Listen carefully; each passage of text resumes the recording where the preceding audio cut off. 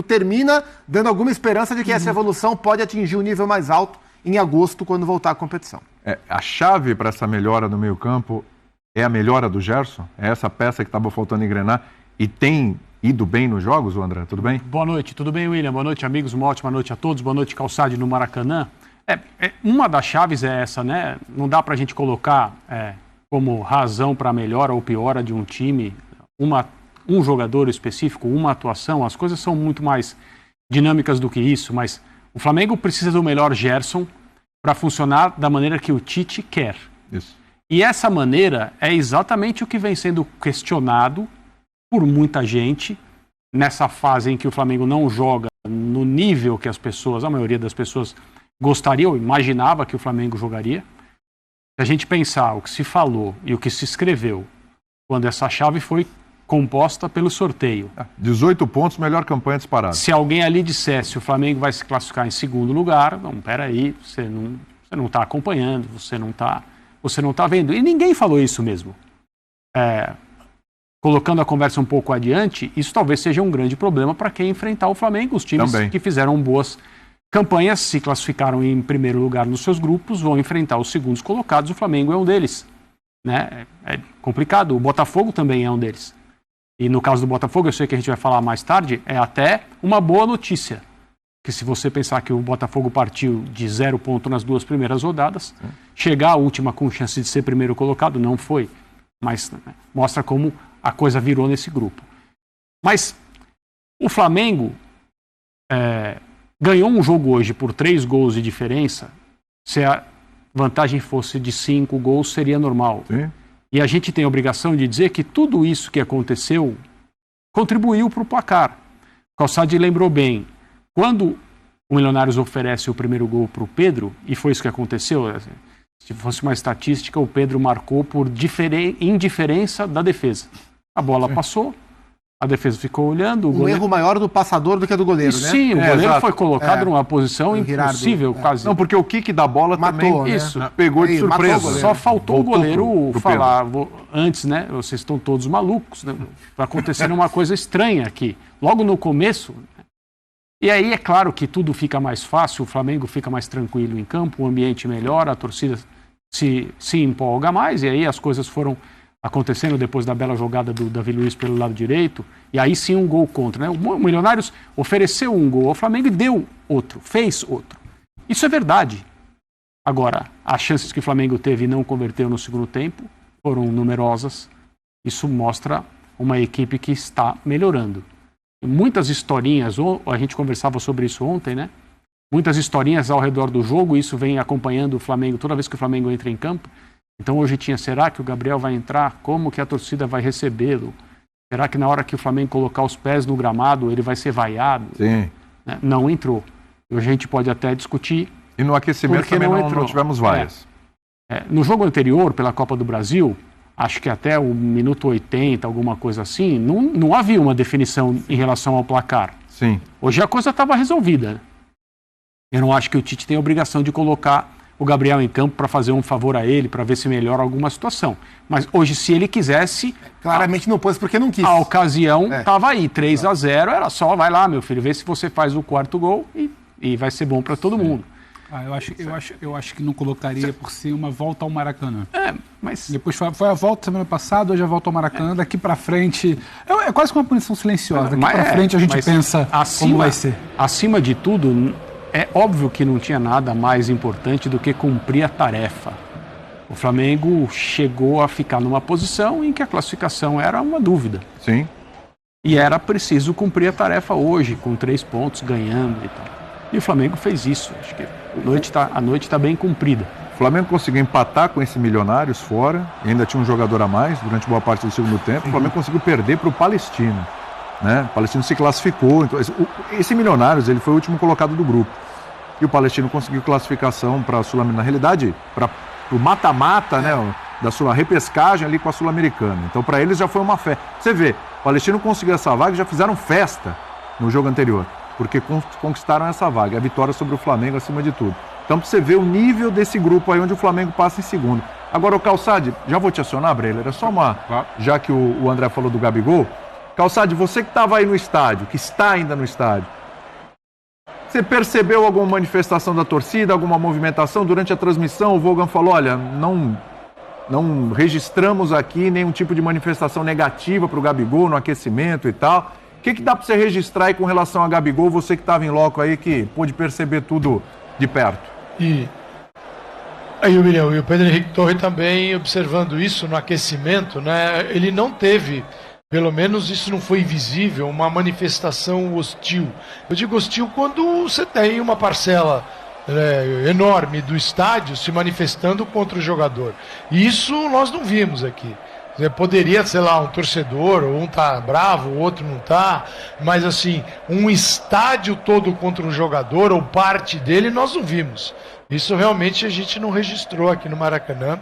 Foi o primeiro teste. Primeiro veio o time, os 11 que iam jogar, depois pro aquecimento vieram os reservas, na hora que ele entra tá tudo bem, no aquecimento o Pedro Torre não identificou nada, ninguém xingando e tal, então acho que ele passou na primeira etapa, né, dessa volta, até porque já faz alguns dias, né, talvez fosse logo assim, 2, 3 dias depois, esse contato com o torcedor aqui no Maracanã, de vestir a camisa do Corinthians, talvez a reação fosse diferente. O tempo passou, mas vamos ver, né? O Tite fez 5 trocas e o Gabigol não entrou. Então como é que vai ser esta administração do retorno dele ao time? Hoje o titular é o Pedro, quando eu falo em retorno, é via banco de reservas para momentos da partida e não como titular. Mas o futebol prega peças. O Flamengo pode precisar ainda muito do Gabigol, ele que tem julgamento marcado para o começo de julho. E essa é uma etapa decisiva na carreira do Gabigol. Porque se ele for suspenso, aí zera tudo, uma outra história. E a gente deixa de falar do Gabigol agora e espera o retorno dele. Se ele for absolvido, tudo bem. Aí é se ele fica, se ele sai, para onde que vai, quando que joga, é uma outra etapa. Já vou trazer mais esse assunto Gabigol aqui para a mesa, mas antes o Breila para análise do jogo, né? Faltou você aqui no nosso rodízio aqui. Sobre o jogo em si e o resultado.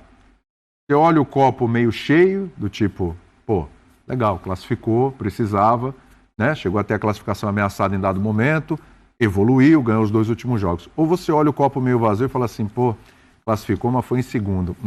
Palmeiras, Atlético Mineiro, River Plate, pode ser São Paulo Tajeres. Dá para olhar dos dois lados. O primeiro, inevitavelmente, é pelo lado negativo, porque por mais que a última fotografia, como o Zupac destacou, tenha sido os 2 últimos jogos no Maracanã, que o Flamengo passou com tranquilidade, placar elástico e até um futebol melhor executado, o torcedor naturalmente vai enxergar o que foi a campanha. E para mim pesa mais até o desempenho do que necessariamente a colocação do Flamengo. A gente sabe que até pelo Bolívar, uma campanha louvável que fez, terminando merecidamente em primeiro lugar, a altitude, o peso disso. Ressalva à parte, o Flamengo jogou bem somente 2 de 6 jogos da primeira fase. Então fica um quê de decepção no desempenho do Flamengo na Libertadores até aqui, porque é um Flamengo que pode muito mais e que não pode reclamar da sorte nas oitavas. Do adversário que pegar, naturalmente vai ter de lidar com isso, porque foi algo que o próprio Flamengo plantou. E há sim uma evolução, o André pontuou, o Zupac falou nesse recorte dos 4 jogos, são 4 jogos que o Flamengo não toma gol, e até é mais seguro hoje, com uma defesa que não é a titular, segurou bem a onda, não sofreu novamente, mas é um time que ainda tem dificuldades, que ainda não consegue ser consistente como se espera desse Flamengo do Tite. Bolívar 13 pontos, Flamengo 10, Palestino 7, Milionários 3 aí. Segunda Libertadores seguida que o Bolívar passa, hein? Passou na última no grupo do Palmeiras. Mas passou em segundo, né? Passou em segundo, mas brigando com o Palmeiras até o fim. E o Bolívar agora passa em primeiro. O Bolívar vai mas pode ser River Plate. E Fluminense. Pode ser o Fluminense. Eventualmente é São Paulo se passar em primeiro. Se o São Paulo passar em primeiro. Uma coisa que eu acho, William, sobre a perspectiva do Flamengo, é que eu tô com o Calçade quando ele fala assim, esse 3-0 não pode apagar a imagem de que esse Flamengo precisa evoluir. Claro. Acho que é muito pelo que o Flamengo pelo que o Flamengo investe, pela qualidade que tem. A gente viu nos últimos jogos de Libertadores Só que quando eu olho também para esse Flamengo, eu acho que quando o Flamengo tropeça contra o Palestino, estava até vendo aqui, dia 7 de maio, a gente sentou aqui e falou muito do que não estava acontecendo do trabalho do Tite. Não é que o Tite não sabe mexer peça, não serve para esse time, não é isso. A gente nunca precisou subir um tom aqui para agradar quem, sabe, acaba sendo um pouco oportunista de resultado, que hoje deve achar que está tudo ótimo. E talvez não esteja tudo ótimo ainda. Mas eu vejo que até ali para mim era um trabalho. E aí naquele dia 7 de maio ficou aquela coisa, aquele papinho, né? Não, porque se não ganhar do Corinthians, é o Maracanã, não vai chegar nem no jogo contra o Bolívar. Ficou aquele papinho. E internamente, você acaba se cercando para tentar entender e vai falar com as pessoas. E o retorno que se tinha todo mundo entende que a coisa não está funcionando. Só que ao mesmo tempo também há um diagnóstico muito claro, se dizia, da comissão, que eles entenderam o que não está funcionando, o que foi proposto até ali. Acho até que esticou demais a corda, até 7 de maio. De um Tite que teve muita tranquilidade, uma tranquilidade até então inédita para um Flamengo, porque o Flamengo das últimas temporadas é Mundial, é Supercopa, é Recopa, tem sempre um jogo grande, tem sempre uma eleição. O Tite chegou tranquilo até a fase de grupo da Libertadores, até o dia 7 de março que ele assistiu. Depois do dia 7, que tudo que a gente falou aqui hoje, Alan, de De La Cruz voltando para ser o segundo homem, para jogar de frente, de Gerson vindo da direita para dentro, funcionando muito mais com medo do que exatamente o ponta que o Tite tinha ali antes, o Cebolinha na dele, não precisando sacrificar para acomodar o Bruno, o Cebolinha é sacrificado no primeiro tempo contra o Palestino, vai para a direita, que não é a dele, para acomodar o Bruno na esquerda, que não funcionava, não era nem o Bruno próximo do ataque. Então, a partir dali tem uma mudança, que é exatamente isso. O De La Cruz chegou a fazer do Arrascaeta. Ele caindo entre linhas de costa, que já tem uma certa dificuldade para girar ele. O De La Cruz começa a jogar de frente, o Alan vem bem, porque o Pulgar está machucado. O Gerson já fazia da direita para dentro. No jogo contra o Corinthians, não é nem o Arrascaeta ainda, que para mim eu acho que merece um tópico de consideração de debate que não está bem. Era o Lohan, foi muito bem ali contra o Corinthians, depois o Arrascaeta no jogo seguinte. Então, a partir dali é um outro trabalho para mim. E esse trabalho, eu olho para ele acreditando que pode ter uma perspectiva melhor do que foi o trabalho até o jogo contra o Palestino.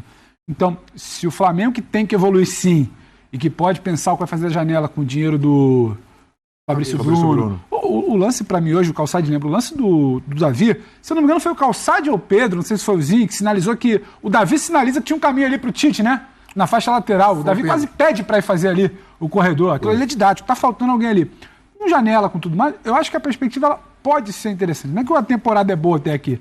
Só que do recorte do Palestino depois, onde se identificou o que não estava bem para cá, você tira o cansaço ali, acho que tem que se pontuar, a oscilação do jogo contra o Amazonas. É um Flamengo que ele tá te dando um pouco mais de sinalização positiva do que deu até o jogo ali contra o Palestino. A questão é a consistência, né? Porque se a gente pegar o recorte do ano, da temporada, a primeira ideia do Tite para esse Flamengo era um Flamengo sem um ponta pela direita. Era o De La Cruz na direita, pro Gerson jogar por dentro. Aí o Flamengo não começa da melhor forma, o Gerson se machuca, aí o De La Cruz por dentro, com o Luiz Araújo na ponta, o Flamengo faz o Campeonato Carioca muito forte. Mas sempre entra a ponderação, que era o Campeonato Carioca. Vem os jogos mais competitivos depois do estadual, já de maneira concomitante com a Libertadores, e esse modelo se mostra engessado, estagnado. O Flamengo não conseguia evoluir. Então ele volta para a ideia original, mas invertendo o Gerson com o De La Cruz, usando o Gerson na direita, onde ele usou quando ele chega no Flamengo, né? Em outubro do ano passado, quando o Tite chega, o Gerson joga pela direita e joga bem. E o time responde bem. A questão é, se ele vai responder bem de novo, como havia respondido a primeira mudança, em algum momento voltar a ser previsível dentro do olhar dos adversários, ou se ele vai conseguir ser constante nessa evolução. E eu acho que isso passa por uma questão fundamental também na temporada do Flamengo. Porque ela é tática, né? Evidentemente, o trabalho demora para andar, mas ela é física, né? O Flamengo perde muitos desses jogadores importantes nesse começo de temporada, cada um volta num instante, cada um num estágio físico. O Flamengo teve muito pouco os seus melhores jogadores do meio-campo no 100%, todos eles na mesma fase. E agora vem Copa América, um fica fora, outro... Sabe quando é que então, esse grupo vai voltar, é um ponto central para esse trabalho andar de maneira mais perene, ou para o Tite ter a oportunidade de fazer o trabalho andar de maneira mais longeva. Você agora pega 1, 2, 3, 4, 5, 6, 7 semanas em que você vai ter esse cenário que o Zupac citou. Você não vai ter esse grupo reunido ali, ganhando rodagem, ganhando entendimento, aquela coisa de estar quase no piloto automático. Sim. Agora parece que a coisa está minimamente encaixando. Semana que vem já não estão juntos. Já não estão juntos, porque já vai ter Copa América.